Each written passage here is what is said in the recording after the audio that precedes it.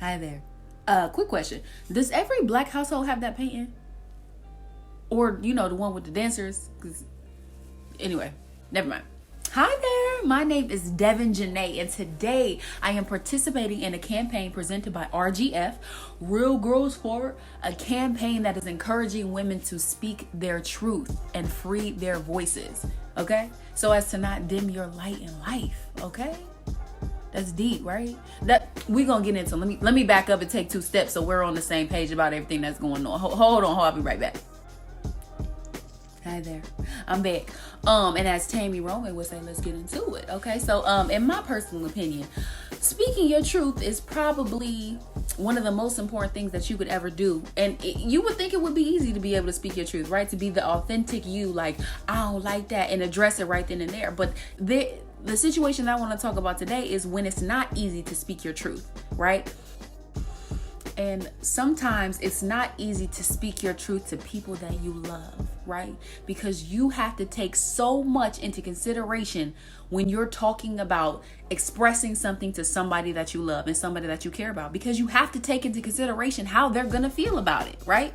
And that is terrible sometimes. I just want to tell you how I feel about whatever it is that I feel about, and I just want you to be able to receive it. But sometimes it just doesn't work like that, especially if you're dealing with somebody like a parent or somebody that you love. So let me go ahead and break it down, give you a little zap, okay? So let's say you have a shorty, a homie, a boyfriend, like I did. I had a boyfriend who was like talking to me crazy. Like, he would be upset about something and he would just pop off and just be able to say whatever. And then it was just supposed to be okay afterwards. And I was like, nah. Like, the first time that it ever happened, I was like, what? Like, error? And at that point, I had to make a decision.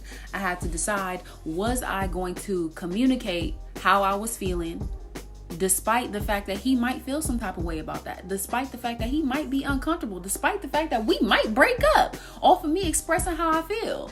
And that was just an L that I had to take. That was just a risk, not an L. That was just a risk that I was going to have to take. And if it came with an L, it was just going to have to come with an L, because you are allowed to set boundaries and expectations for people in your life, even if you love them.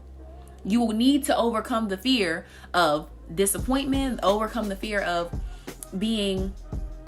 hurting somebody else's feelings that you love. Because if they're hurting you or disrespecting you or doing something to you that you don't like and don't appreciate and that you would never do to them, and they doing it to you, you probably should speak up for yourself. And at some point, once you communicate those expectations to whoever it is and they don't do it, and they're not trying to meet you halfway, as hard as it is, you have to cut those relationships off. I have had to cut people out of my life because I have set boundaries and expectations that I needed them to meet in order for us to have a healthy relationship.